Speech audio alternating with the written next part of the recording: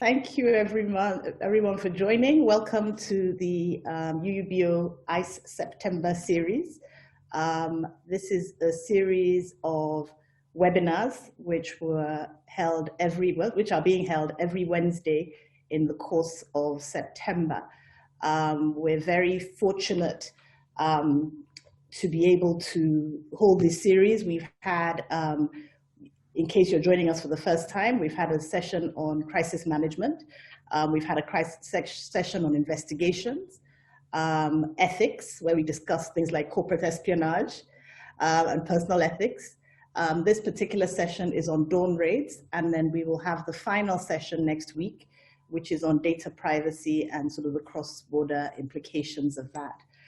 That will also hold at 2 p.m. next Wednesday, so I hope that you'll be able to join. It has really been fascinating. I think that we started with crisis management because it kind of covers everything. I was thinking about it earlier, and I thought that, when you're having an investigation carried out, whether it's an internal investigation or an external investigation, it's something of a crisis. And clearly the corporate espionage that I've mentioned, a dawn raid is something of a crisis. And data protection as well. So I think that it's been a good session. I'm looking forward to today. I know that much has been said about webinars, good and the bad, but I think that certainly I am very excited and happy that we're able to do this. We have Zulani joining us from South Africa. I believe Chris is somewhere in the United States. And I don't know if we were having a physical session, whether we've been able to get our regulator to also be in the room. So I think that the fact that we are having these webinars is actually opens up the opportunity much further than if we had had a physical event. So I'm very excited about that. And I'm excited at what we have ahead of us today. We are going to start with opening remarks or sort of initial thoughts, if you like, by the head of the FCCPC, Mr. Tunde Rukera. We're very honored to have him with us. I think it gives us particularly unique insights into the thinking and into how to plan and work towards having prepare for a dawn raid. He's responsible for the day-to-day management and leadership of the Competition and Consumer Protection Commission, and in fulfilling his mandate to promote market competition and protect consumers. He's had an exceptional record. Under his leadership, the FCCPC has actively enforced the provisions of the FCCPA, and in August, they received the Extra Miles Award from the federal government of Nigeria for the Commission's outstanding performance during the COVID-19 pandemic. FCCPC has investigated companies involved in unfair consumer practices, such as price gouging, as well as anti-competitive price practices. We're very excited to have him here. We also have Christine Shijuade, who is one of our own. She's a partner in the firm's private equity and corporate advisory teams and has a special focus on competition. As part of her sort of corporate advisory practice, Christine regularly leads due diligence reviews, in the course of which she evaluates regulatory compliance practices. She also regularly advises on competition matters, including merger control and dawn raids, and contributes to the AfriWise section on competition law in Nigeria. Christine advises and trains on dawn raids and helps companies prepare for a dawn raid. Then we have Chris Baldwin. Chris leads a team of technologists and review specialists and assists in the planning and execution of data-related projects across the CMS firms in his position as a senior consultant for CMS Evidence. For those who don't know CMS, it's known for its innovation and use of technology. Chris is the legal technology specialist with over 30 years of experience in the technology aspects of investigations and dawn raid support. He's involved in securing an analysis of electronic data collected as a result of both direct regulatory investigations and on behalf of clients' internal investigations. For those of you who didn't realize that we would be delving into some of the privacy and tech issues raised by the dawn raid, I would suggest that you quickly get on your phone and get the tech team to join, because I think this will be particularly useful, and it's also a very unique opportunity to understand the impact for the IT team in a dawn raid. Next, we have Zolani Yali.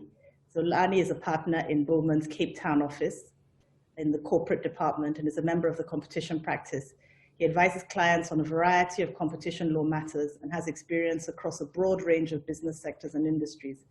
Zolani also has experience in competition law in other African countries, advising clients in both merger and behavioral matters in diverse jurisdictions, including Botswana, Kenya, Namibia, Tanzania, and COMESA.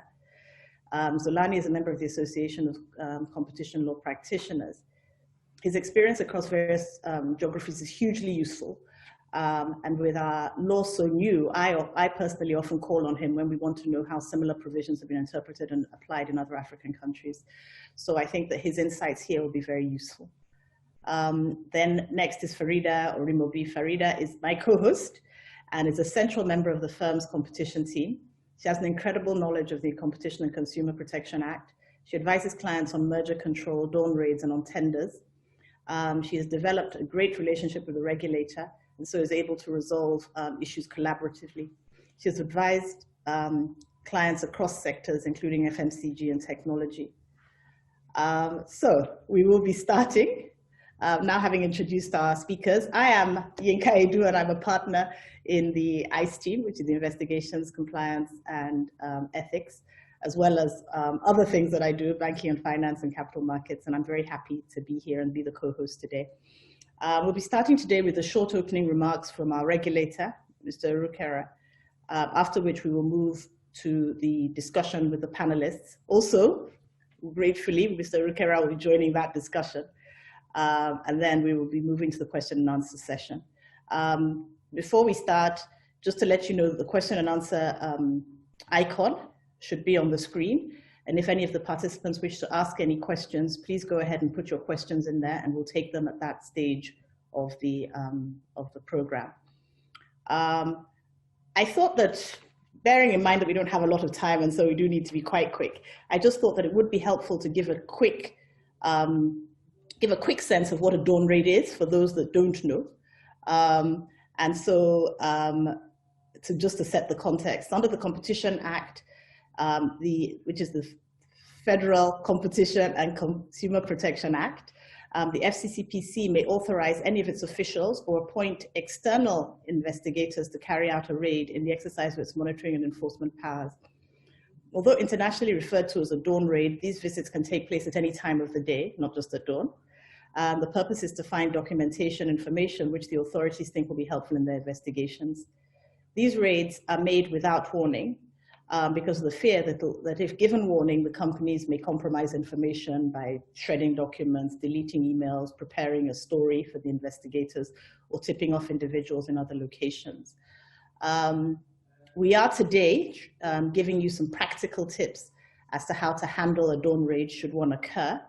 And I think we've got a great panel with great experience who will be able to help with that. So without further ado, I'll hand over to Mr. Rukera for his opening thoughts. Thank you.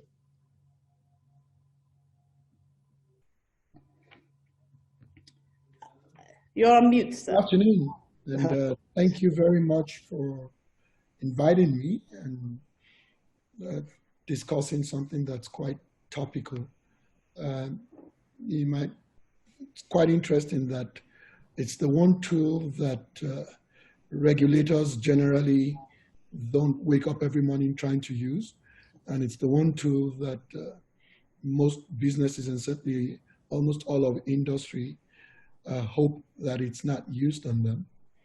But it's the one tool that industry almost always prepares for, including even fire drills, even though they hope it never, just like a fire outbreak, you hope it doesn't happen, but you do the drills to get ready for it.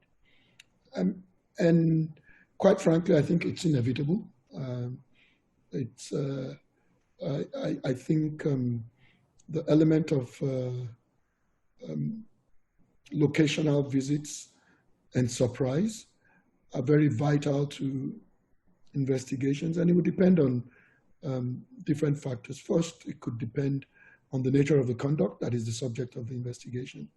Could depend on the nature of the target of the investigation, or it could also depend on the sensitivity of the issues involved. And so we embrace the availability of that tool, and we'll use it when necessary. The approach we've taken so far is really because of how new competition regulation is in the environment from a broad statutory standpoint. And so what we've done is not to approach our work from an escalated investigatory standpoint, such as done raids. Reasons are pretty obvious. One, I think it's important for the entire market to familiarize themselves with what really is a new regulatory environment because of a new law. And secondly, we think that there are lower hanging fruits that we can quickly develop our capacity in, and to also other things that we can do quickly to address market behavior. And we've adopted a philosophy of first trying to remove the barriers to market entry before thinking about other tools to regulate competition.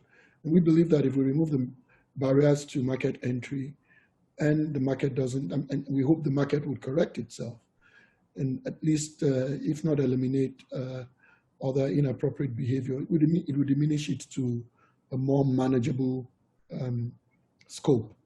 And so what does the law say, though? About, I mean, the law doesn't specifically say done raids. And as a matter of fact, some of those raids are even at night.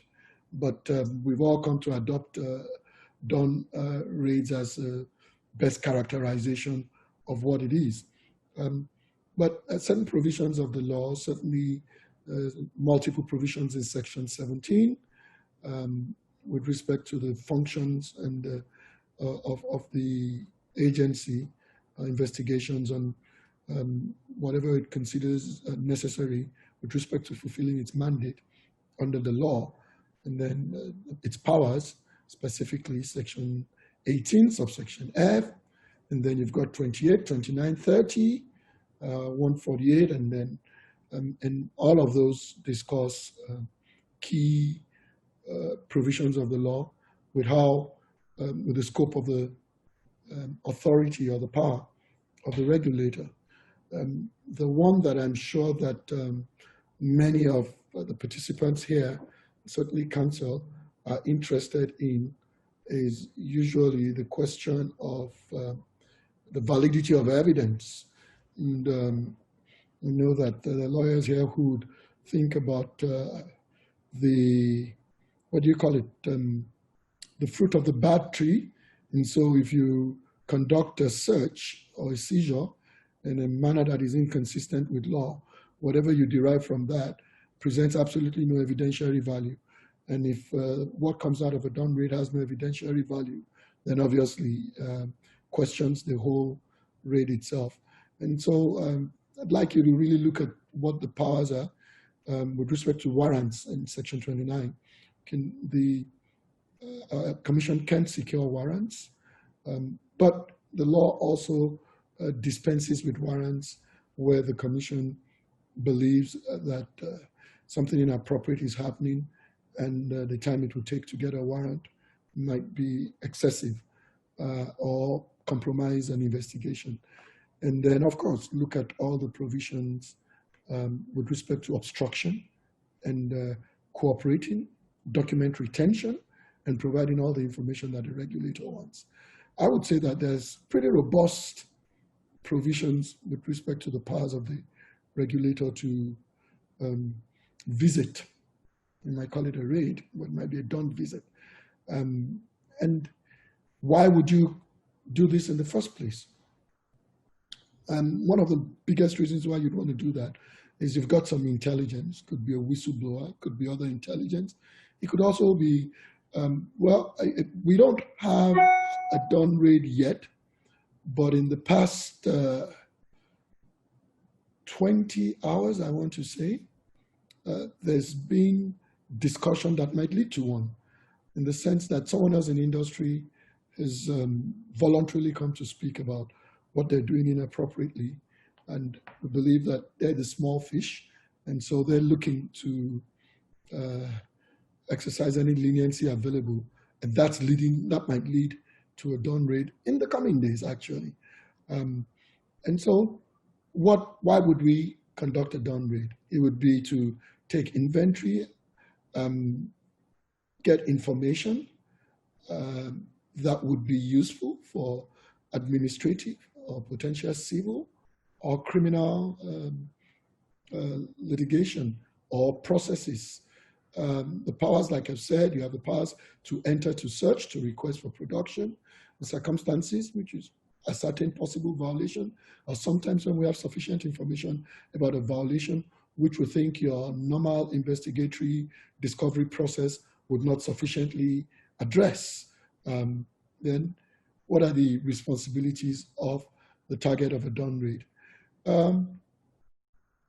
Cooperate, be transparent, full and frank disclosures, ask questions if you need questions, but do not resist, and have an internal team that sufficiently provides the appropriate support to make the work of the regulator smoother for both the regulator and certainly the target of the investigation. And I think we've discussed what the potential problems are, delay tactics, obstruction tactics, destruction of documents, communicating with persons outside the undertaking, outside the company that you should not communicate with. And the law speaks about all the different penalties for that. And one of the things that I think would be important to mention, what happens after a dawn raid? And since it's information gathering, what happens after a dawn raid? It could feed into an administrative outcome. It could feed into litigation, which could either be prosecution or civil. And the law also, as it provides those tools for the regulator to advance those enforcement activities through the dispute resolution or regulatory process, it also provides common ground or middle ground that the regulator and undertakings can take advantage of. I think I've spoken enough, and I look forward to enjoying the discussion here. Thank you. Thank you very much, Mr. Rukera. I think that was very useful, certainly set the tone and has given us sort of a lot to think about. When we initially talked about having this session, and I mentioned that we were going to have the regulator, I know one or two people were rather surprised because a lot of the whole process is seen as very sort of adversarial. And usually when companies are preparing for dawn raids and having these types of training and discussions, usually the regulator is not in the room. But I think it's particularly useful to have you here. I think that the discussion and the issues that you raised regarding cooperation and so on, I think it goes beyond simply cooperating there. I think even this has started the whole process of cooperation. We're able to hear from you and to see how that process should be carried out. The other thing I received, comment I received when we said we were having this session on dawn raids was that, isn't it early? Most regulators, probably at this stage of the life of a competition regulator, they may not yet be carrying out dawn raids. But now we've heard the news that it can come at any time, and in fact, there may be one in the offing. So it's certainly, I think, time and very appropriate for us to be sort of presenting, to be having this particular discussion at this time. So I'm very happy to have you here. Thank you very much. We're going to move on now to the sort of discussion. But before we do that, I believe my colleague Farida has a poll that she wants to run. Thank you very much, Mrs. Edu. So now I'll call on the audience to take a minute out to provide answers to a poll question. So we're asking, what should be a company's first step during a dawn raid? And so the poll should be up now on your screen. So if you could please take a minute to answer. Thank you.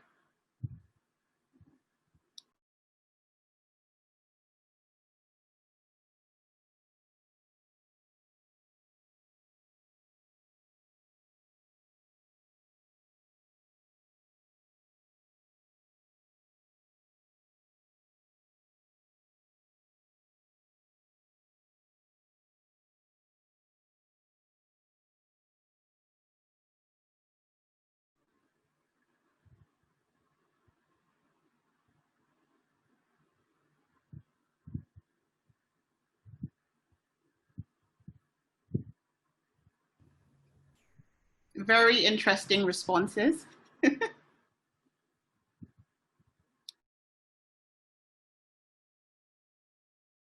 I'm looking forward to hearing how people have voted. But just also a quick reminder about the Q&A session. We already have a couple of questions, I think. So if anybody has any questions, please ask, and they'll take them later, maybe out of something that Mr. Rukera has already said.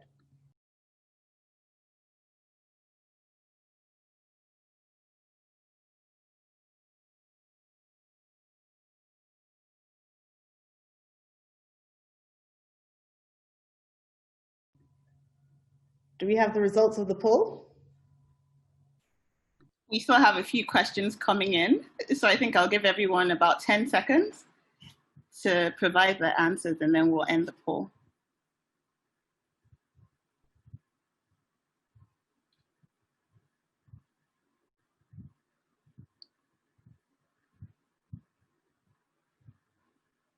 Okay. Thank you, everyone. So I'll share the results now. Okay, so you'll see that a majority of attendees have decided that the best step, that is the best first step, should be to mobilize an internal dawn raid response team. Coming in second is to make the investigators comfortable. I'm sure Mr. Erukera will be very happy with that point. And then at number 3 is to call external counsel. And then number 4, protect confidential information. And then managing publicity comes in last with the least amount of votes. So thank you very much. Over to you, Mrs. Edu. Thank you. That's very interesting. I'm hoping by the end of this session we'll get calling external counsel to the top of the list. But we'll see about that. So we'll move to the question and answer session and the discussion, really. I mean, I will ask some questions, but really it's just to trigger the discussion, and hopefully that we can, get a sense of sort of practical tips for our audience. I'm going to start with Zulani, if I may. So Zulani, based on the question, your question is really based on exactly the poll that Farida has just run, which is, what are the immediate actions that should be taken when the investigators arrive? What were we correct? Was the audience correct in terms of what they have chosen? From practical terms, what steps are the most effective in fostering an uneventful raid? Sure. Thank you for inviting me. I mean, and it really is a pleasure to participate in this seminar. So, I mean, the audience was on the money, right? And except, of course, I suppose one would swap around making the investigators comfortable, because they're not going to be very comfortable if you're not giving them attention because you're busy assembling your dawn raid response team, right? And a very novel provision which actually I can't recall that any other piece of legislation that I've come across on the continent has a similar provision, is that the FCCPA actually requires, puts an obligation on the target company to provide assistance to the to the investigators when they arrive. So I mean, that's really practical stuff. I mean, you've got people who have just arrived, you've got officials who have just arrived in your office. So it's practical to set aside a boardroom, organize printing facilities, assign them administrative assistance, really. But these tend to be very practical things. And then, of course, you want to get your dawn raid response team in place and your external counsel, and request time for those people to arrive. And typically, a regulator will agree to that. 10 minutes to 20 minutes whilst people are driving all across town, because what it means is, people have to drop whatever it is they're doing and run across and, drive like maniacs to get to wherever the raid is happening. And so that's a practicality of it. And I think that those are the very first steps that are quite important. And I suppose, the last point that was picked up was the publicity issue. So quite correct, but I suppose that the first thing you would want to do is to let employees know not to start WhatsApping everyone across the world that we're being raided, right? Because then you once the raid is finished, by the time you finish, you're gonna have Facebook, Twitter, and every online newspaper reporting on the raid. And so you're not in front of the story. And so that's also important, though you're going to deal with publicity later, but publicity internally is quite important, right? Because for most employees, it's going to be really their first and hopefully their last time that they are faced with really the full might of the FCCPC in its most aggressive form, because that is really the most aggressive powers it can deploy. I'll pause there. Yes, thank you for those important points. You're quite right, particularly about in the social media age, particularly about the issues around WhatsApping. I don't know if anybody else wanted to comment on that. Anybody else on the panel wanted to comment on that?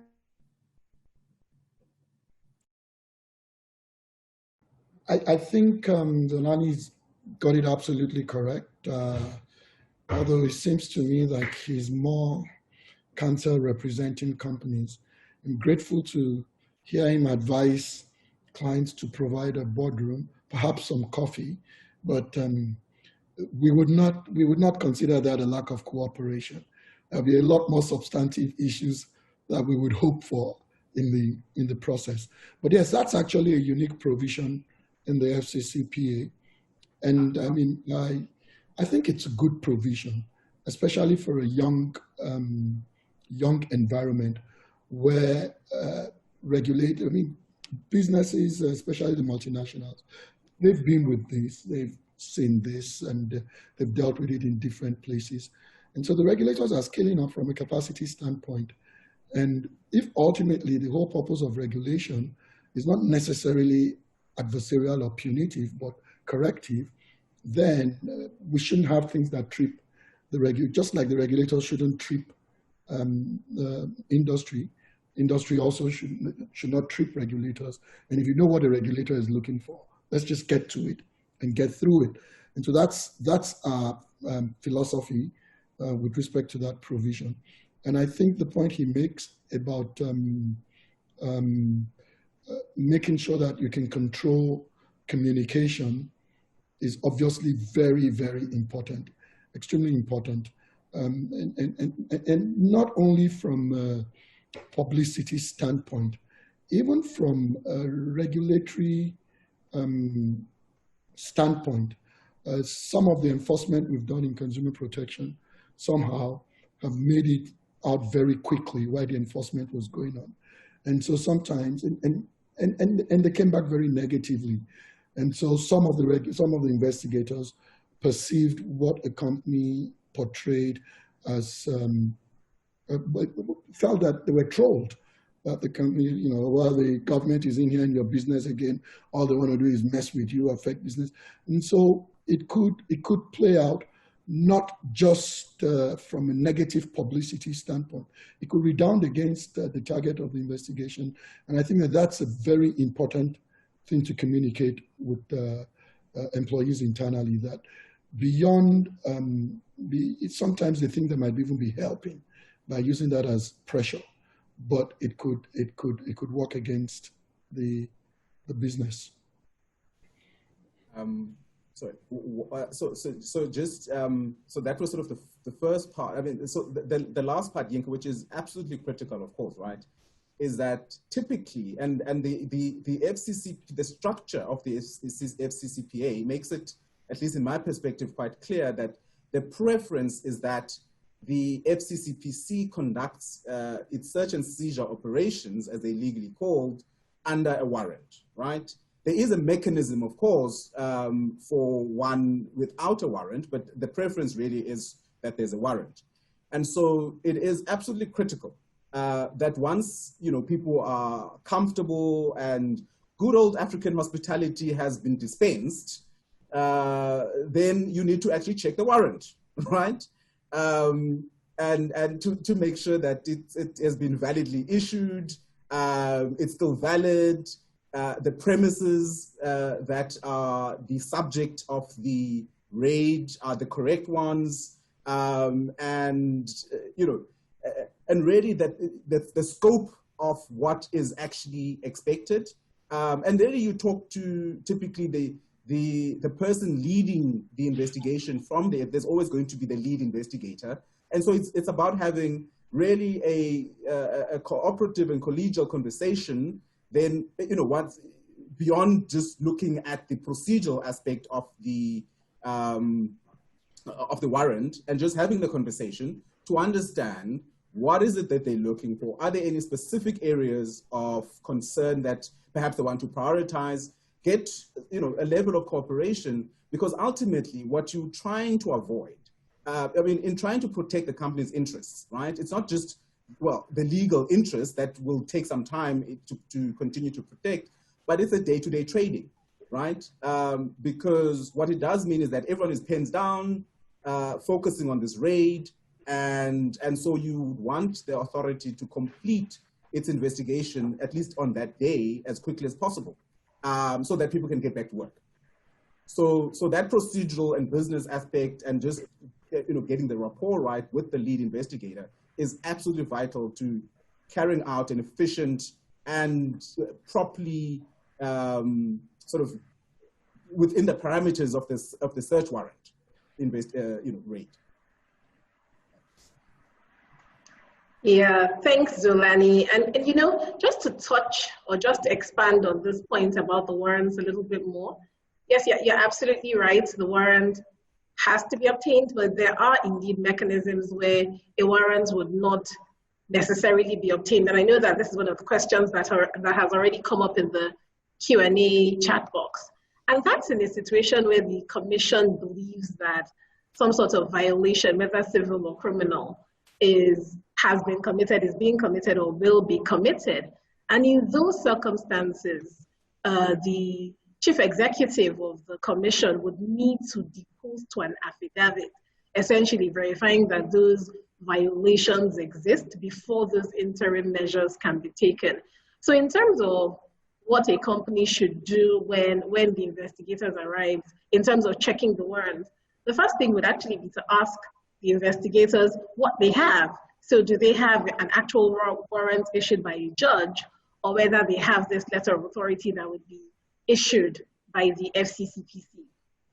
And obviously, if it's a warrant, they should ask to see valid means of identification, because the Act says that the investigators need to have their means of identification on them to check that they are indeed, in fact, authorized to conduct the raid. And if they are not, then the conversation will need to be had with the investigators regarding whether they can actually wait for the company to call external counsel to come and provide guidance. Now, and of course, they may or may not agree to wait. That's a different issue, but the conversation should be had. Something else that's very important to check in relation to the warrant is the name of the organization that's actually stated on the warrant, because there's nothing worse than allowing investigators into your premises only to discover 45 minutes later that they're in the wrong place or investigating the wrong team. That would just be bad. So it would make sense as a practical prudence matter to check who they are investigating and whether they're in the right place.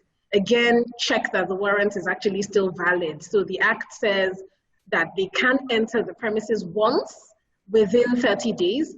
So just as a practical matter, it makes sense to check that the warrant is actually valid or whether it's expired. And then you, of course, call your lawyers. So I just wanted to expand on this point about the warrants. Thanks. I think it's I think that's clear. I want to very quickly sort of bring Chris in to talk about essentially his experience and what he's seen, particularly from a sort of technology perspective. What the investigators look for, what should the tech team be careful about, what should they be on the lookout for, what should they expect?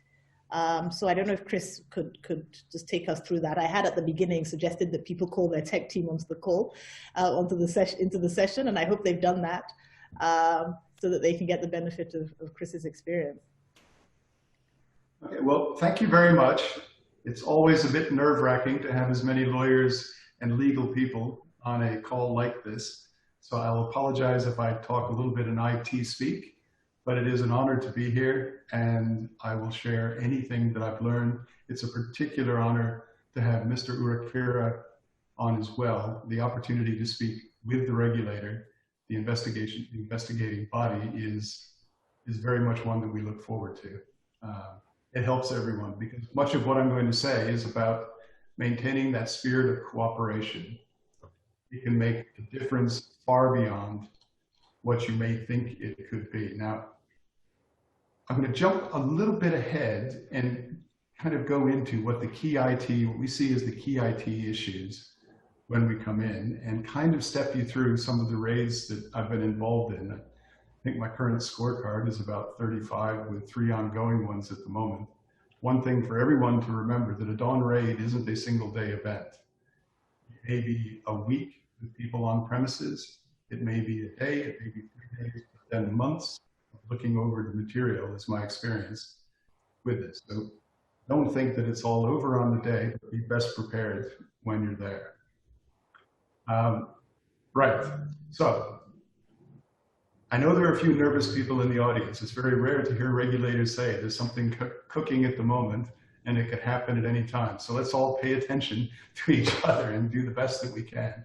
The very first thing that comes up in a raid, and we normally look at the warrant and we want to see exactly how far does this extend. Now this may surprise you, but I think it's very important to have an IT person, the senior IT person on site, there to look over the warrant with you. There'll be terms and often understanding the scope of the warrant can lead to the collection of the right information rather than all of the information that you have available. And I think, again, going back to what other people have said, normally in a dawn raid scenario, there are 3 ways that brings the regulators to your door. I think one is information that's gleaned from another investigation that's taking place. So you know what they're looking for because they've seen evidence of it in another company. 2, it could be whistleblowers within the company, whistleblowers within the industry. Or 3, there have been complaints. And the complaints side of it are often filled with evidence which may not be correct. But don't ever think that a person doesn't show up on the day without a very good idea of why they're there. So your IT person is going to be there to say, here are the likely places, the likely pools of evidence that are available. Here are the ones that are available immediately. Here are the ones that we may need to discuss. I'll then go on to say that establishing that rapport early on doesn't mean giving away information that you're not being asked for. That's a very important question. It becomes a mini interview sometimes. In a mini interview, you really have to think about all those television shows we watch. Answer the question, please. Not go on and tell the story about it. Another is part of the communications, and this should all be in your, well, if you don't have one, you're soon to have one after this day, I think. The manual, your Dawn Raid manual, and there will be a method that you have for contacting your employees. The employees need to be told immediately, and I think that, Zolani, you definitely covered this with the WhatsApps and out they go, but it's also to delete nothing. From that point on, delete nothing. We have a very live instance of a receptionist trying to do the best for their boss and emailing back or instant messaging back into the back offices saying, lose that laptop. And they effectively did lose the laptop. Unfortunately, they didn't lose the email. We all know that once written, never lost. So the discussion of the fines on that were rising to the £250,000 for that little email going back trying to do the right thing on the day. Another point that people will not necessarily be aware of or have thought about is the need to have a service level agreement if your company has an external IT company running their IT. You may want to act immediately. It's important. Immediately, in the terms of the raids that I'm on, is first 30 minutes. And if you say your service level agreement with your IT support company is a 3-hour support, that's not going to be acceptable. And what it can lead to is you being seen as being uncooperative, and often the scope of the collection becomes much broader than it might have been otherwise. And scope of collections, when you're talking about IT data, can mean literally millions of documents collected. Right? Another, point is, as soon as you, in your manual, you'll be contacting someone typically. That someone could be your external law firm. We think that's a good place to go because they will have marshaled the resources, they've been through it before. But it's important that they, or you have your own IT forensic people available to come in, assist with shadowing the regulator in the work that they're doing. Now, this, I can't overemphasize the importance of it because most of us on this call, or maybe I'm not included in that group, but wouldn't know what's being taken as they're taking the data. So you need to keep a very, very active or accurate record of exactly what's happening, contemporaneous with the actions that are taking place, so that you have some idea of where you might go to look for data that's been taken off your premises. I have many, many things that you've gone through in the general days, but of doing this. There are implications when you're speaking to the regulator on a request leading to the option or the requirement to disable certain accounts. Now, what's typically done before you start collecting email accounts is that an IT person on site will be given the passwords to all of the accounts that you're looking for. Those passwords will then be changed for the duration of the raid. You can't get into your emails after a certain point. Once the collections are complete, the passwords are typically changed back. It's important to discuss the implications, I think, with the regulator of disabling certain accounts, which could be company-wide or business-wide accounts that would have an impact far beyond the anticipated collection of relevant material. So these are just sort of a practical part of the discussion that you're having. I've mentioned already the copious and accurate contemporaneous notes that need to be taken. You want to be able to recreate what happened on that day a month or 2 months later. Why is that important? It's important because there are circumstances where if you don't have the cooperation and you're unable to get a copy of the data that's being taken, and I think the legal people here will be able to discuss that in more detail, but it's not always available. There were times when we believed that it would be available, and it simply wasn't. And if we hadn't had the contemporaneous notes, the forensic people who were shadowing the IT people would not have been able to make exact copies of what the regulator was taking. The spirit of cooperation can go a little too far. I had an instance recently where one of our forensics people identified that the regulator's person was incorrectly taking an image of an Apple PC. It was a Mac. They were choosing methodologies that were not appropriate for it. And unfortunately, she mentioned it a little too loudly. She was trying to do it in the spirit of cooperation. I think you want to flick this switch. Didn't flick the switch. And that meant that the hour and a half it took running, humming away was not going to get them anything. We had a discussion with the lead person, IT and lawyer, to say, this is what we've observed for the client. How do you want to handle it with the regulator? And we had to be very careful to say, we'll take another copy. You may want that copy. You may have a problem with it. But it's all also about saving face for the people who are there. Now, those are some of the points that I have now. And I don't know if anybody wants to jump in, because I have a little section that I'd like to talk about what happens with the data after it's in the hands of the regulator and after it's in the hands of your forensics or your IT people. Very happy. I know I've gone on for a bit, and I'm also conscious of the time. No. Please go ahead. I think, did you want to jump in, Zolani? It seemed like you did. Yes, just on one point, Inka, and that was a point initially made by Christine, and that was really about checking who is authorized to be part of the raid, right? And so, I mean, and you've got to make a distinction between the authority's own IT investigators and an external party that is contracted by the FCCPC, right? Because, you know, each person has to be actually be listed on the warrant and identification as an official of at least, you know, otherwise you could potentially contest whether people were validly appointed who came in and took your data. So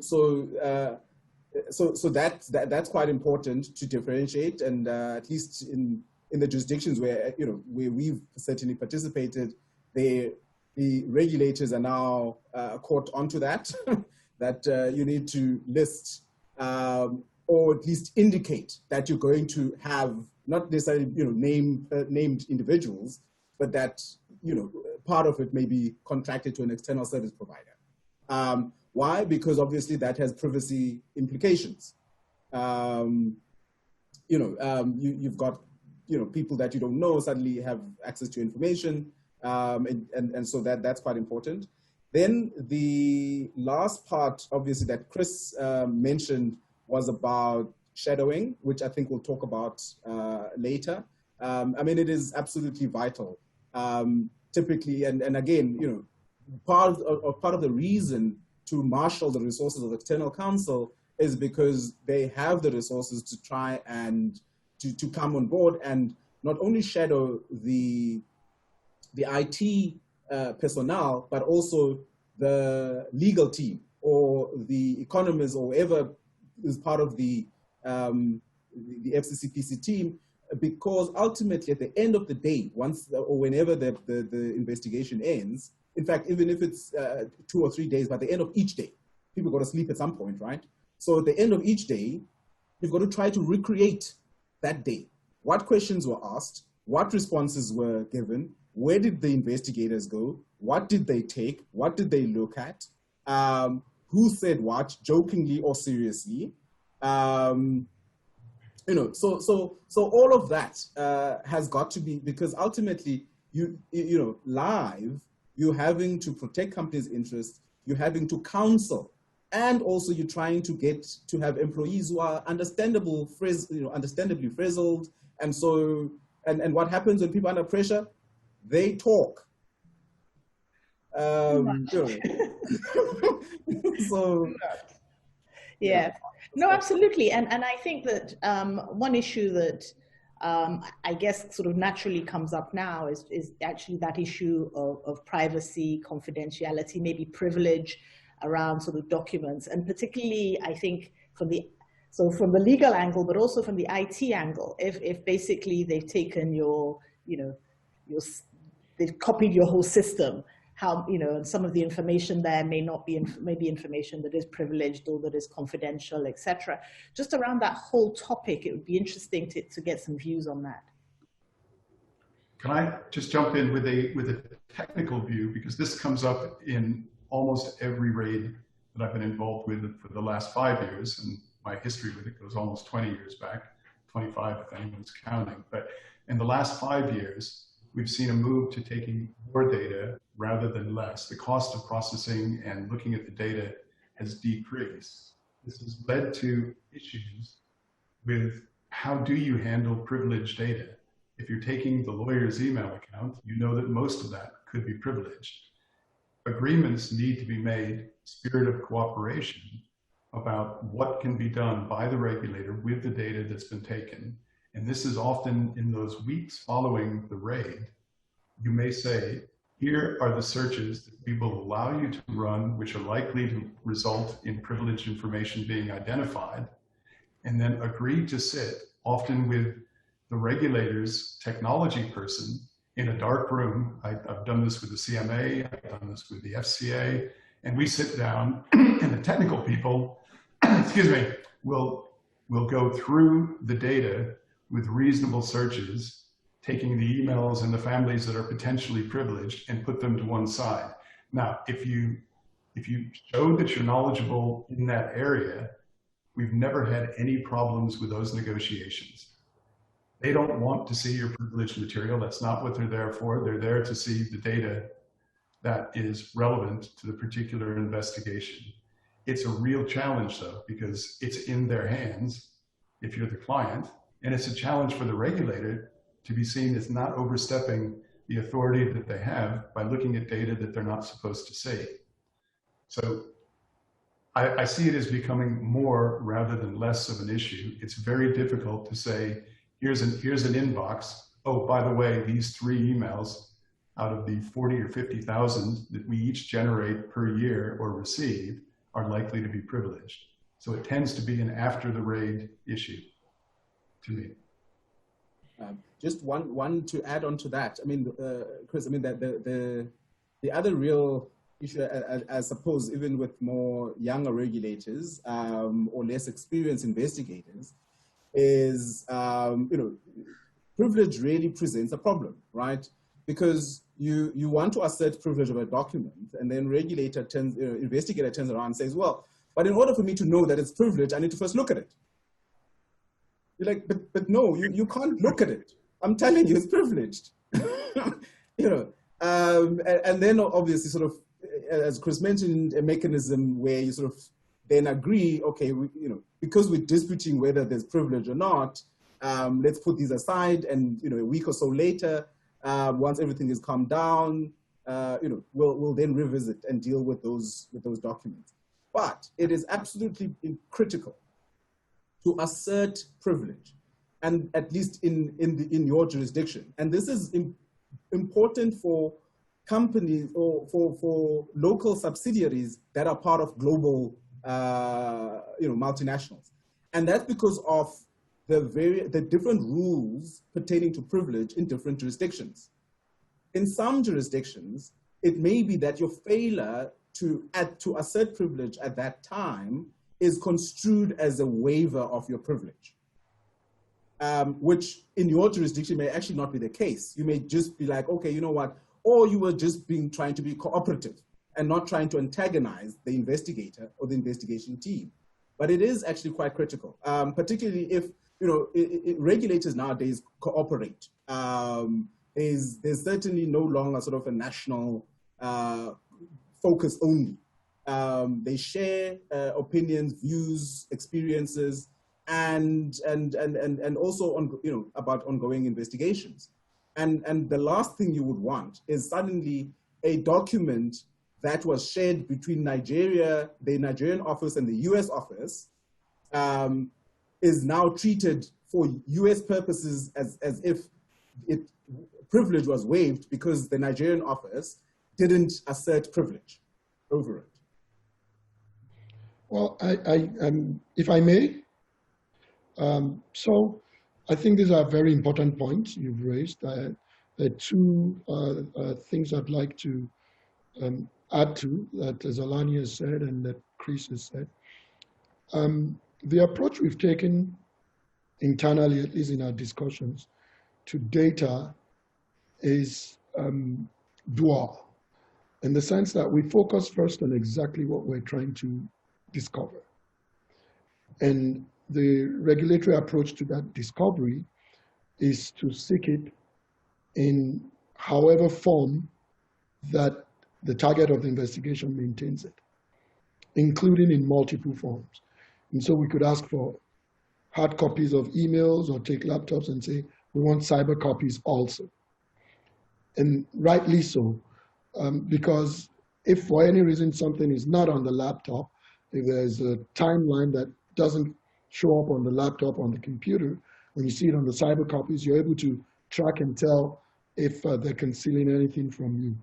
And so I'm not too concerned yet about whether information that is important could be concealed just because the manner of requesting did not sufficiently cover the information. We take the approach that we expect you understand what we're looking for. You have a responsibility to cooperate. And if you know what we're looking for and we're asking in any manner that you store or process that, and you fail to provide that because you believe this request lacks sufficient specificity, I think that would be thin ice from a regulatory engagement standpoint. The onus would be on the regulator to make sure that they're requesting what they need and broad enough. I mean, what they're asking for doesn't necessarily need to be broad to the point where it's a fishing expedition, which in itself is not disallowed, but at least the manner in which you ask could be broad enough to capture the multiple methods of storage or platforms. That's the one thing. The second thing, which is to address the point, like 2 points Alani made, about who you're making disclosures to, about whether they're the authorized persons to make disclosures to. I think that that's very important to be sure that the person that you're surrendering information to has the authority. But again, from a regulatory interpretation standpoint, it could be thin ice if you get caught in the technicality of language or the law or the dogma of technicality as a whole, because the law is pretty clear. The regulator can also actually seek assistance of other public officers, and then the law itself becomes somewhat unclear when it says what type of assistance the regulator can seek. In section 29, I believe that would be 3B, where it says that it can use such assistance as it considers reasonable. I think that a regulator certainly has the obligation to identify outsourced assistance at the time of seeking a warrant, but identifying the potential, knowing the potential identity of specific individuals or even the roles they would play might be problematic. I, for one, as a regulator, if I was seeking a warrant, I would use language that is broad enough to capture everything that I could possibly need. And it would only be if a court disagrees and narrows the warrant down that I would not have the right check and the right ink to fill that check while I'm on ground. And so it's important that when you're looking at that also, you also must look at what the real cost is if the regulator feels that the investigation has been impeded. And And a regulator must also respect the right of the target of the investigation to even challenge, to legally challenge the scope of a warrant or authority to enter. But the target of an investigation must also balance what the potential outcome of that challenge is and how it could affect the broader scope of how the investigation proceeds. And remembering that the regulator always has several tools, and where they fall on the spectrum to some extent is also a function of their humanity and their discretion and what they perceive to be the interaction and the frankness or openness of the target of the investigation. So finding that balance is something that's going to be very important for the company and certainly external counsel in how they proceed. And finally, on the question of privilege, philosophically, I understand asserting a privilege, but a privilege will not be respected simply on account of assertion.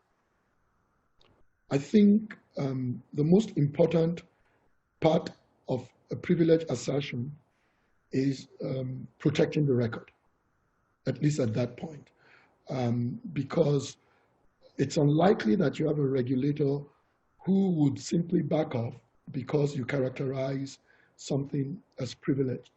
But like Zolani rightly said, you can protect the record, whether in how the regulator ultimately uses that material, or whether when you disagree with an outcome or continuing process of a regulator and you initiate the dispute resolution process by going to court, or whether other regulators can possibly use that material.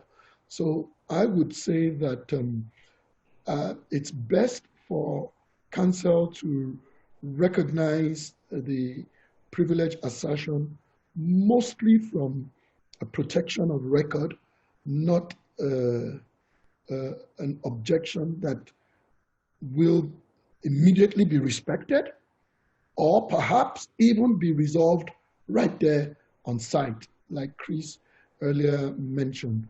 Most likely, sometimes it's possible to resolve it on site, depending on who the investigators are. But there'll be a good number of times where it's impossible to resolve on site, and the company would now have to make a decision what approach it would, what kind of responsiveness it intends to provide in those circumstances. But remember that whatever that is would also feed into the regulatory approach to whatever the issue that is being resolved is. Sorry. Yeah. So what I wanted to say, I said at the beginning that there's good and bad of Zoom calls, and I think that I want to say also there's good and bad of having such an experienced lawyer as your regulator, because we've had, I was excited at the beginning when you talked about the fruit of the poison tree and so on. And then when you talked about how broadly you would draft your warrants, I then started to get worried. But I guess my question, and I'd ask Christine this, we've talked about the fact that Mr. Rukera has said, look, you know, that it won't be appreciated if a company is using a sort of technical basis to not provide, or the sort of technical defense to not provide adequate information. And again, earlier on, there was the discussion about not speaking too much. So what would you say, Christine, would be the sort of rule of thumb in relation to providing information? Okay, thank you. You know, it was interesting to hear Mr. Rikeras makes a point around providing information and not relying on the technicality. But the reality of the matter is that you can only answer a question if you are clear on what is being asked. So I guess the first rule of thumb would be to get clarity.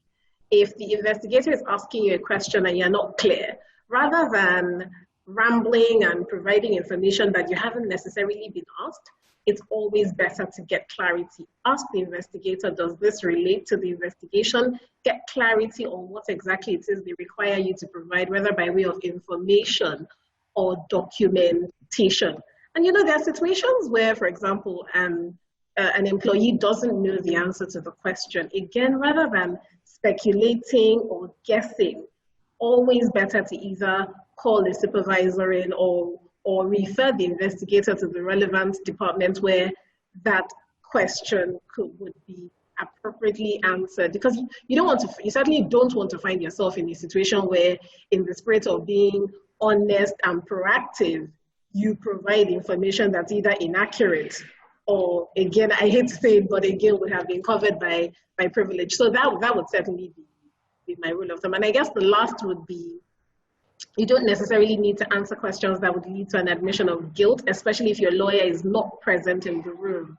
So if you're not sure, again, I would say, wait for your lawyers, get clarity, or call in a supervisor. Those would be the three big things for me. Thank you. And before I hand over to Farida to deal with the sort of questions that have come in, and quite a few have come in, thank you very much. And Mr. Rukar has been very kind enough to answer some of them as they come in anyway. But before we get to that, one important question, obviously for me, is what is the role of the external counsel? We've talked about it. I think to just sort of pin that down, and then also we've talked about leniency. I'd like to touch on that, and also what is the role of the board? I know they won't be there present at the raid, but is there any role for the board? Is there anything they should be looking out for? Is there anything post-raid that the board should be considering? Anyone, maybe Zulani, do you want to take that? Yeah, so I suppose at the end of a raid, at least the end of the day, right? Not the end of the raid, because that's a process, not an event, really. Is you need to take stock, right? So, because remember, ultimately, what, at least as external counsel, what we were brought in to do was broadly 4 things, right? Which all relate to one thing and one thing only: protecting the interests of the company, not its employees or its executives. Although they sometimes forget that they are not the company, but it's really looking at the company. And so that's the procedural aspects, and those we already touched on. Those were the issues relating to the warrant, if it's a warrant search, or if it's a warrantless search, then really looking at whether the affidavit that was deposed to meets the standards set out in the FCCPA for a warrantless search. Then, substantively is about privilege. It's about the questioning of people during the raid by the investigators, and when they can actually refuse to answer questions. And then I suppose, the third one is obviously just being a source of comfort and a sounding board for both the investigating team as well as executives of the company as the dawn raid is going. The most important step, of course, at the end of the day, is now to put all of this together and provide counsel, right, for next steps. And typically, people will have a feel of, do you think the regulator may have found something worth being concerned about, right?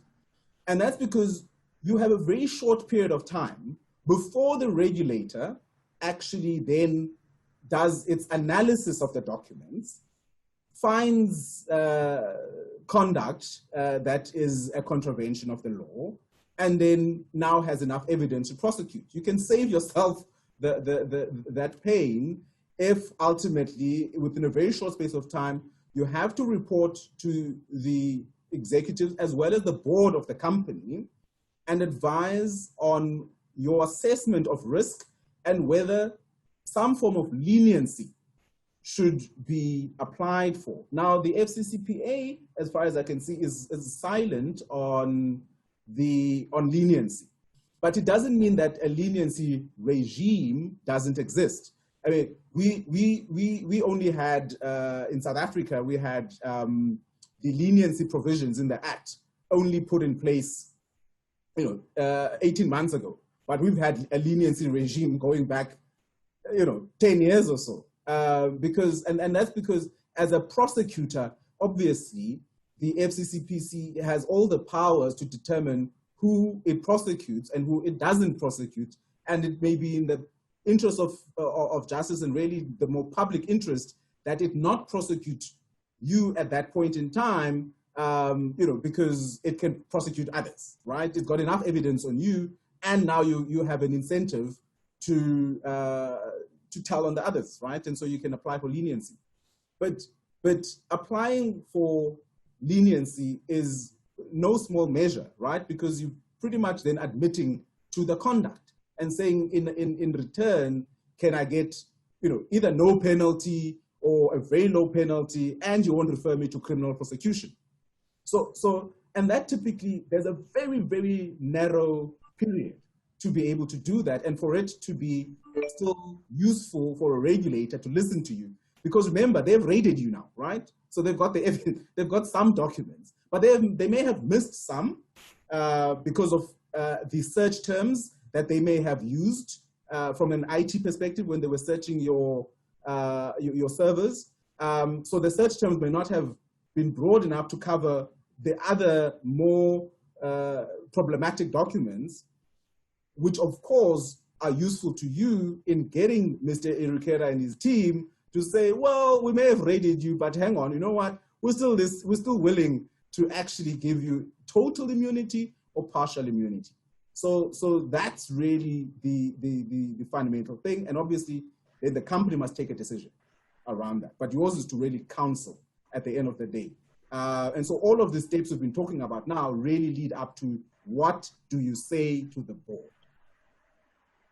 Yeah, and just to add to what Zolani has said in terms of the role of external counsel, yes, they're there to counsel you and advise you, but they're also there to sort of measure the response that the company will be providing. Because sometimes you find that companies may want to take an extremely either passionate attitude to the investigation, and then they lose the sense of objectivity. So you find that external counsel is there to really measure the response, provide a very, very objective approach. Just even in terms of experience with dealing with the regulator, they're able to advise on the objective and measured steps that should be taken. So I just thought it would be useful to add that as well, because there's certainly value in getting that sort of objective perspective to things. If I may, actually, Ms. Shijade actually took the words out of my mouth. Like Chris earlier said, a dawn raid is one of the most aggressive things a regulator will do against a business.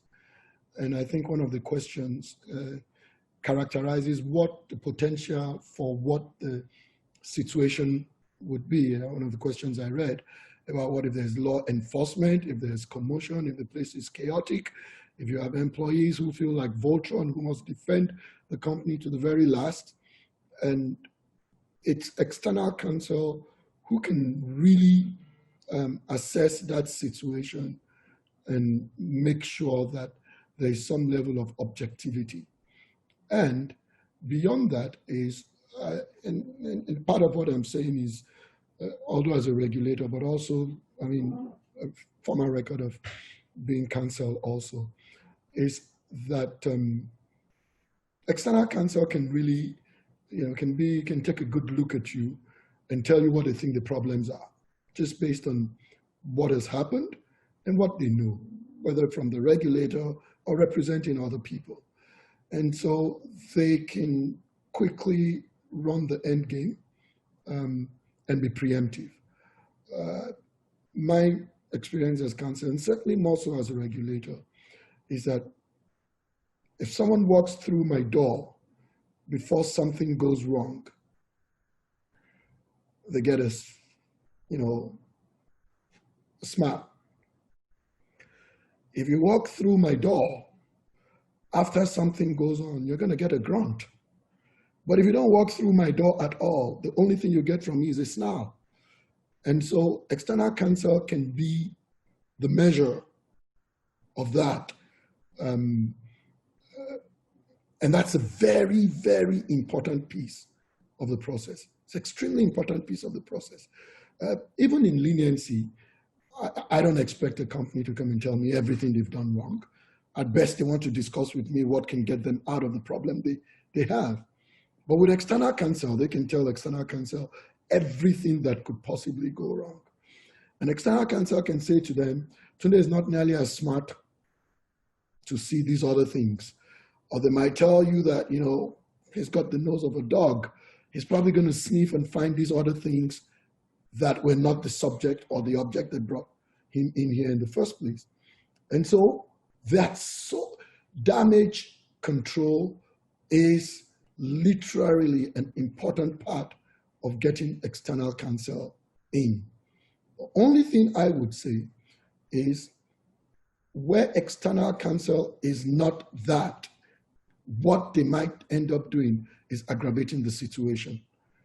And some of the experiences we have had, not in down rates, but in other enforcement, is there would be the one employee on the inside who feels, you know, part of their loyalty to the company is to resist and fight.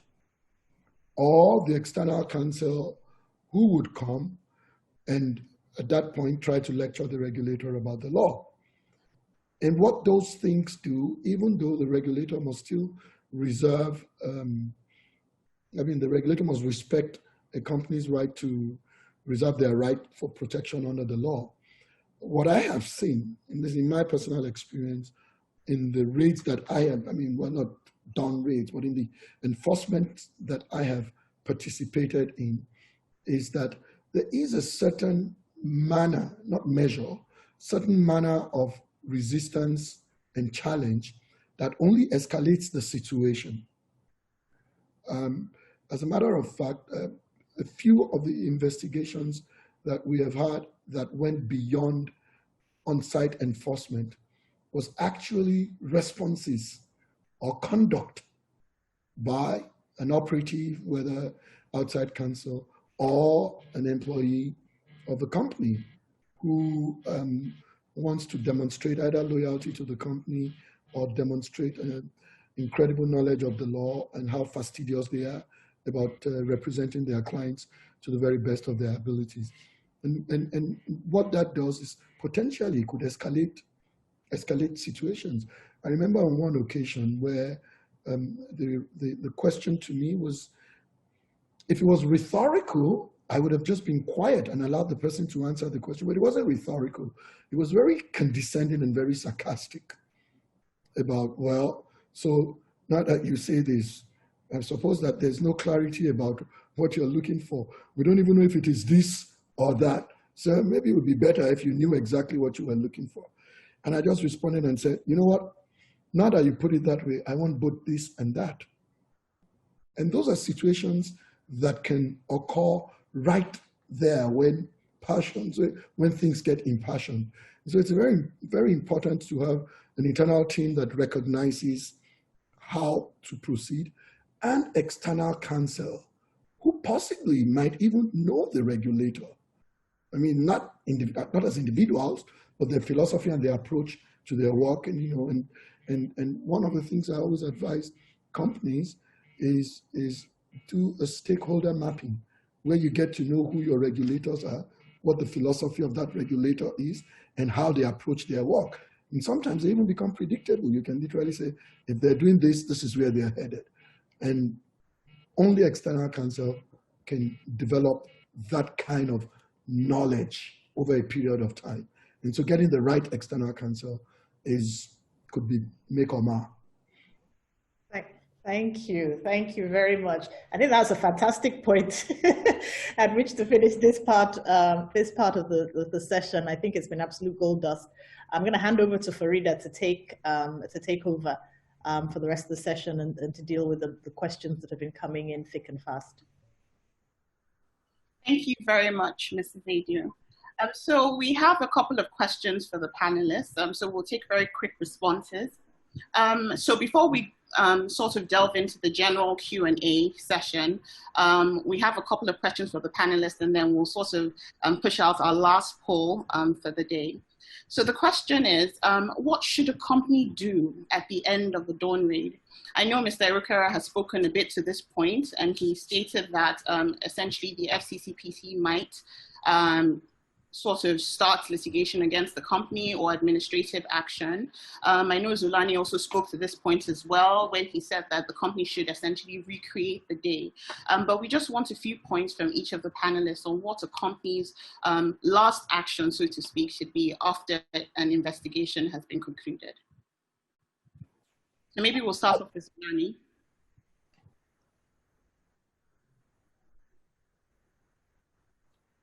Solani, Start with who? So I said maybe we'll start off with Zulani. I was going to say I shouldn't say anything, but I would have spoken first. But okay. Oh, I'm so sorry. Zulani, if you don't mind, Mr. Erukera. I mean, for me, my experience, there are two ways to look at this. Both of them are rolls of the dice. And you're going to have to make up your mind which of them you think is appropriate. I have my sentiments about what I think. There is, you know what, this has happened. Let's do your internal thing and how to prepare yourself. What are the problems? What are the options? And then let's wait and hear back from the regulator and see where this might go.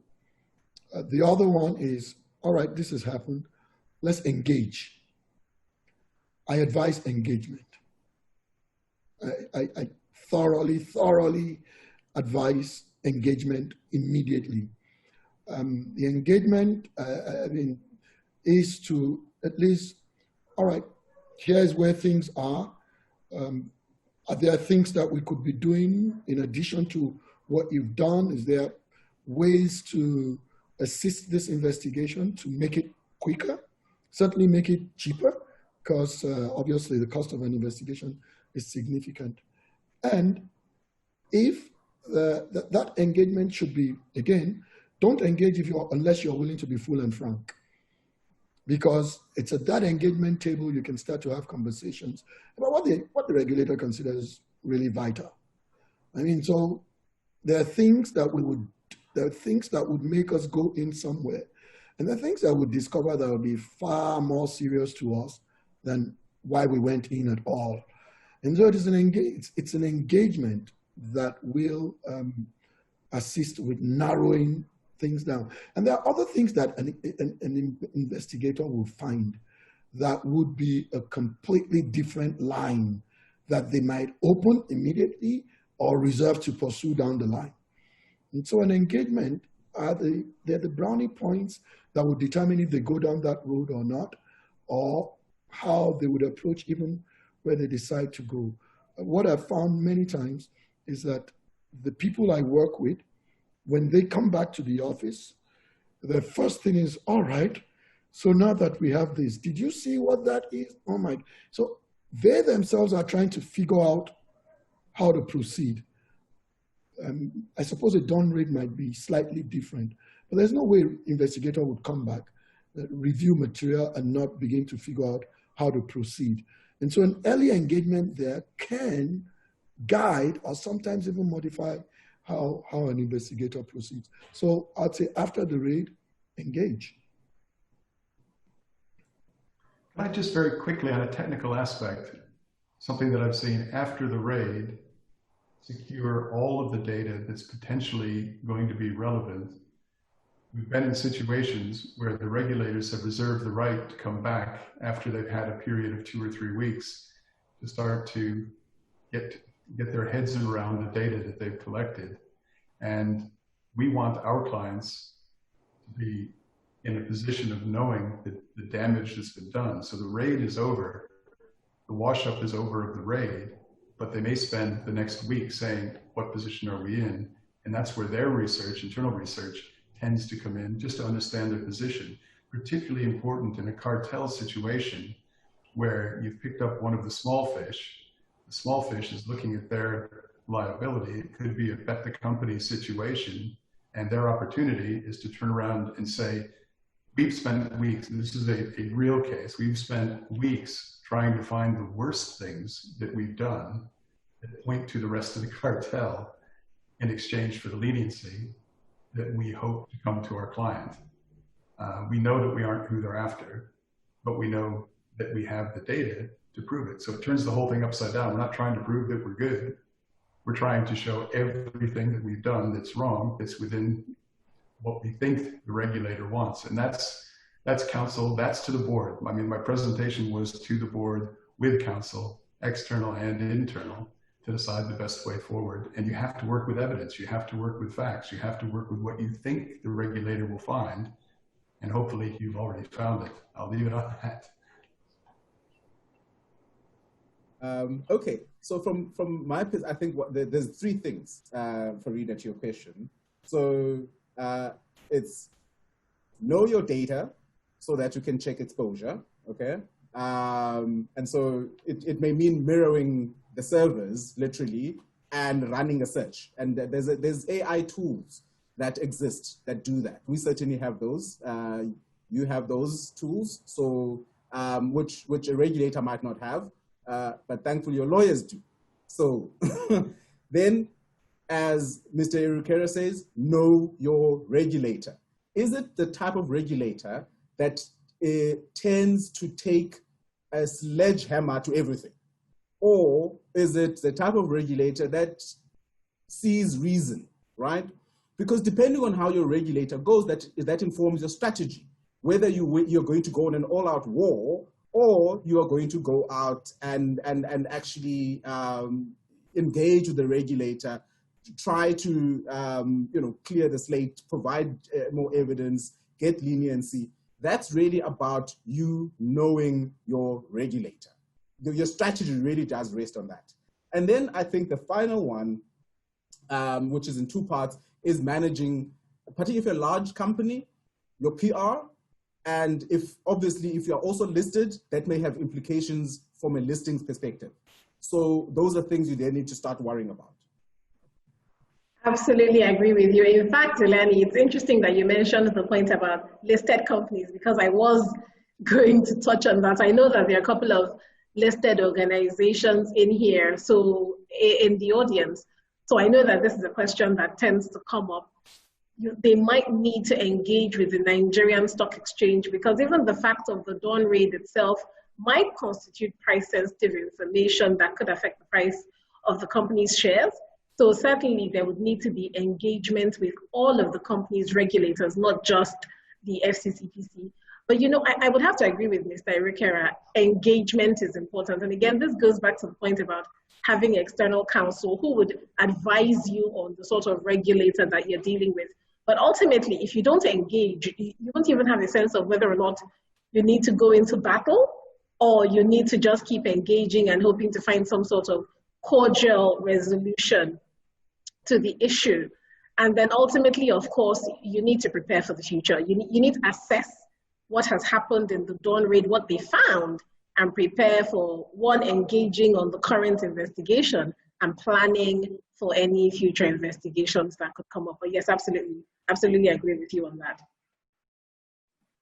Thank you very much. Very insightful responses. So we're going to take a minute now to ask our last poll question of the day. So if the audience could please respond to the poll question going up now. So we're asking, how prepared are you for a dawn raid by the FCCPC today? Are you extremely prepared, somewhat prepared, neither prepared or unprepared, somewhat unprepared, or extremely unprepared? It will be very interesting to see what percentage of the audience is prepared for a dawn raid. Or feels prepared. Or feels prepared, yes.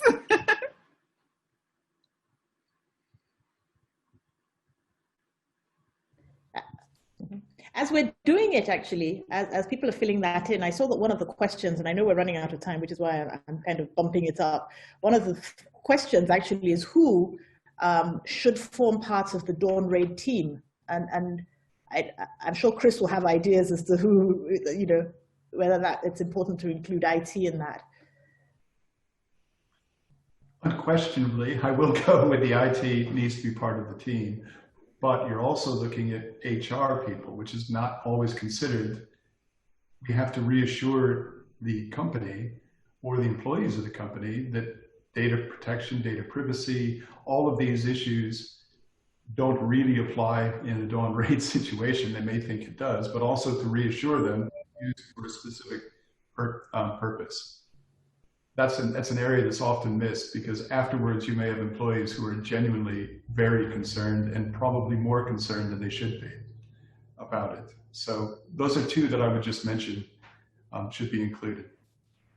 Yeah, I think I would add, if you do have one, a corporate communications team, because they need to be on hand to watch what's going on and be ready to prepare and issue a statement on behalf of the company.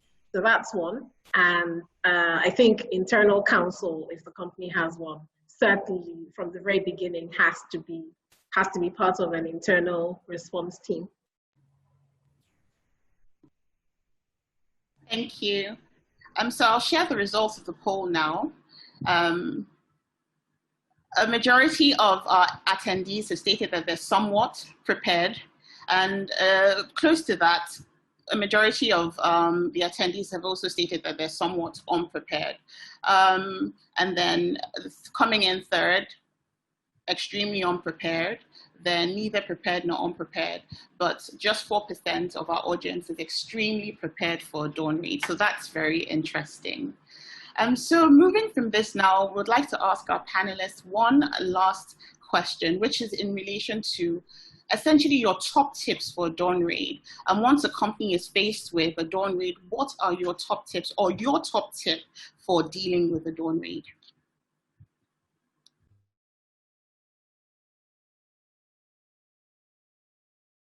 Well, I think the most important tip to give after the last poll is that don't worry, you're not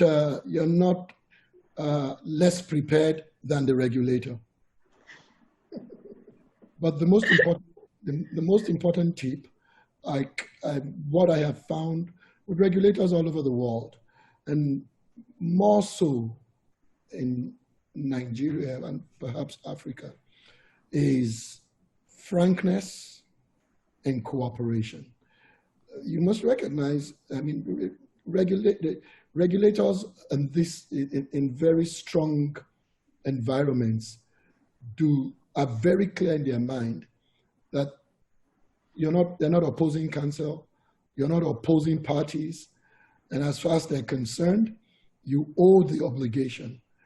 And quite frankly, the lack of candor could be far worse than the substantive problem itself. So I think that candor and frankness, and just put it on the table if it tangentially looks like they're looking for it. And I've also found one of the greatest lessons I learned moving from counsel to being on the inside here is that the best skill of counsel is almost always, again I say almost always, considered dilatory and a demonstration of superiority and condescension to the people on the inside from a regulatory standpoint. And to manage that very well. Put your best out there for the people you represent, but in doing that also, don't make it seem like the regulators, don't make it seem like a game that you have to win. Because the regulators just feel, you know what, I don't need to be as knowledgeable as you. I don't even need to be nearly as smart or have a fancy suit like you. But guess what? I know what the law is, period. Thank you. If I could jump in very quickly on that question, mine is training, training, training. Have sessions. If you don't have a dawn raid manual, get one, put it together. It doesn't need to be perfect, but it should have up-to-date phone numbers of all those people on your dawn raid team. And consider running some mock dawn raids. We do that often with our clients. I'm going to hold up something now that is what many of our clients will have. But if you can see, well, let's see if we can get this. That's a dawn raid app. You push the red button, it rings 3 different numbers. you'll get a response within X number of minutes. It means, it says underneath it, I'm being rated. And it has a copy of your manual and a copy of that, everybody who should be involved, and a reminder of some issues that you may need to discuss with the regulator who's standing there with your receptionist at the time. Receptionists should have that material because they are the first face of the company. And I'm sure that Mr. Rakura would say that can set the tone for the day. So I'll leave it at that. Training ahead of time makes the raid much more livable if you're in the middle of it. Yeah, and I'm hoping that lawyers would be part of that mock training where you actually get the lawyers to come into the room and run through the mock process. But yes, I certainly, for me, it would be call your lawyers. And I'm sure that Zelani is going to agree on this one. That's that exactly. That would be the tip. Call your lawyers once you see the investigators. Don't wait. Call the lawyers immediately because they need time to get there. So you need to make that call. I think for me, it's ultimately, I mean, you must recall, this is a legal process with legal ramifications for the company. So, so what does that mean? Whilst you should not, be an impediment to the authority conducting the investigation, it does also mean that you should not be trying to do the job of the regulator. The regulator has a job to do, it must do its job. And recall that you're an employee of the company, you have duties too that you owe to your employer, and it is the employer who is being investigated, and it is the employer who ultimately will need to take a decision about how it then responds to the raid. So those are key things, at least, that the employees should remember during the raid, but should at no point try to meddle in the regulator doing its job. It has a statutory obligation and it is fulfilling that mandate. Thank you very much, everyone.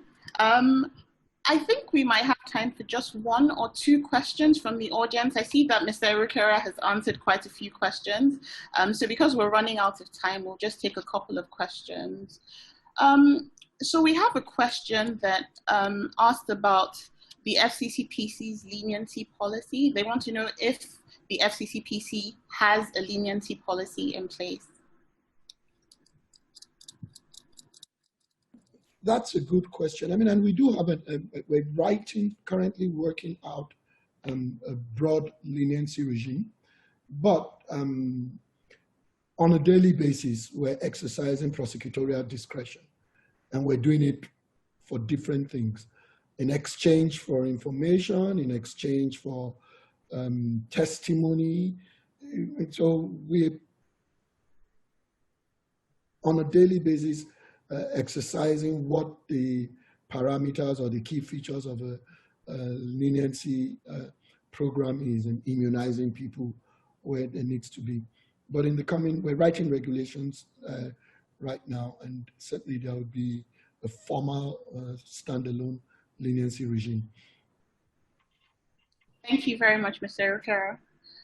So the next question is for Chris. It says, Chris mentioned that you have a senior IT person on hand to review the warrant, or rather you should have a senior IT person on hand to review the warrant and shadow the investigators. In your experience, who is the best spokesperson for a company when faced with an investigation?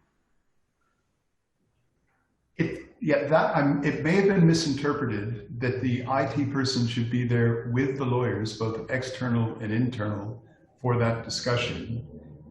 The challenge is not having someone agree who's non-technical to a challenge that they may find technically, and it's better, I think, for the IT person to explain, well, actually this individual or these individuals didn't have access to data that's held outside the jurisdiction. You're asking for that, but here's why. Technically, they were barred from that. So it's a hand in hand. They shouldn't be excluded from some of those early meetings, even if they appear to be legal as you're reading through the warrant. So that was what my intention. That may answer the question as well. And it typically would have to be the senior IT person on site at the time, because these things tend to happen face to face in that side room that you've set up as you go over it. Now, not everyone has that person, but that's why we've got that little button that you push, and hopefully you get someone there to support your side while you pour the coffees. Thank you. So our last question will go to both Zolani and Christine. So the question is, in your experience, what are some effective ways to mitigate the disruptive impacts of a dawn raid? I'd say, so from my perspective is getting it over is done as quickly as possible, right?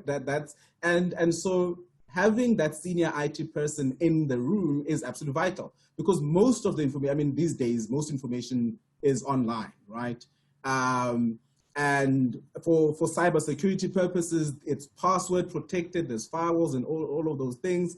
And so you need someone who knows their way around, you know, the company's systems, because executives certainly don't, the external counsel doesn't. So you need to have that person there.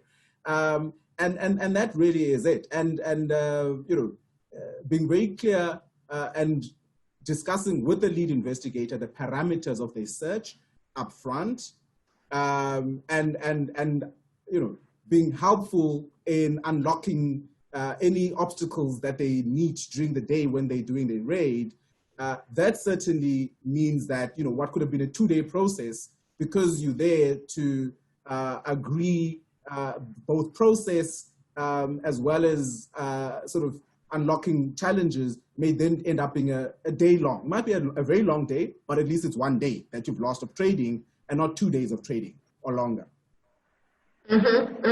Absolutely agree with you. I think it also helps to be very organized. And this is one of the ways where training and mock dawn raids help you to be organized, because they show the gaps in your systems. So if you've gone through a mock raid, then you know what to do when a raid happens, and that sort of helps helps avoid any disruption in your process. Just in terms of organization, I would say that when you are speaking to the investigator and you have some sort of clarity on the parameters of the investigation, it makes sense to line up the members of the team that can address the relevant questions, and you sort of put time slots to everything, so you don't just have people sort of waiting around and thinking, are they going to call me next? If you have a plan and say, okay, we have HR next, we have the technical people next, we have the commercial people next, we have the marketing people next, if you set up a schedule and a timetable, then that helps as best as it can. It sort of helps to keep the entire organization running while the investigation is going on. I mean, I do acknowledge that it is a disruptive process, but certainly this sort of timetable for responding to questions, attending interviews would help mitigate the disruption. Thank you very much. That's all the time we have for questions. I think one of the key takeaways from this session today has been that it's very important to have a collaborative approach when dealing with investigations, and it's also important to be prepared, as well as have your lawyers on hand when it comes to dawn raids. So I want to say thank you to all our panelists today. Thank you very much, Mr. Erukarat, for making the time out today. Thank you to our panelists, Chris, for making the time out, Zolani, Christine. So thank you to our attendees as well. It's been a very interactive session. We saw quite a few of your questions, and I'm happy that Mr. Erukarat took out the time to respond to some of those questions. And just a reminder that we still have a session next week on the cross-border application of data protection regulations. So thank you and have a lovely day.